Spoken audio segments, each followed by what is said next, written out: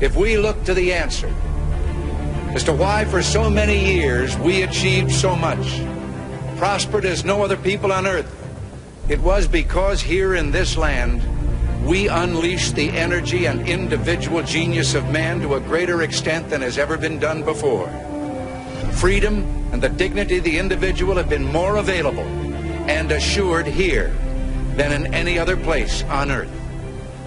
The price for this freedom at times has been high, but we have never been unwilling to pay that price.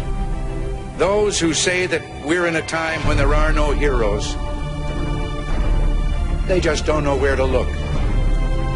The sloping hills of Arlington National Cemetery, with its row upon row of simple white markers bearing crosses or stars of David, they add up to only a tiny fraction of the price that has been paid for our freedom. Each one of those markers is a monument to the kind of hero I spoke of earlier. Their lives ended in places called Belleau Wood, the Argonne, Omaha Beach, Salerno, and halfway around the world on Guadalcanal, Tarawa, Pork Chop Hill, the Chosin Reservoir, and in 100 rice paddies and jungles of a place called Vietnam. Under one such marker lies a young man, Martin Treptow, who left his job in a small-town barber shop in 1917 to go to France with the famed Rainbow Division. There on the Western Front, he was killed trying to carry a message between battalions under heavy artillery fire. We're told that on his body was found a diary.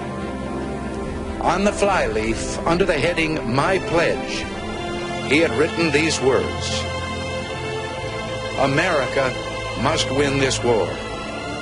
Therefore I will work, I will save, I will sacrifice, I will endure.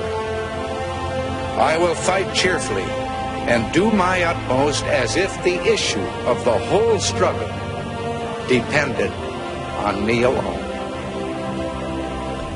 We must realize that no arsenal or no weapon in the arsenals of the world is so formidable as the will and moral courage of free men and women. It is a weapon our adversaries in today's world do not have. It is a weapon that we as Americans do have. Let that be understood by those who practice terrorism and prey upon their neighbors. As for the enemies of freedom, those who are potential adversaries, they will be reminded that peace is the highest aspiration of the American people. We will negotiate for it, sacrifice for it. We will not surrender for it now or ever. We are Americans.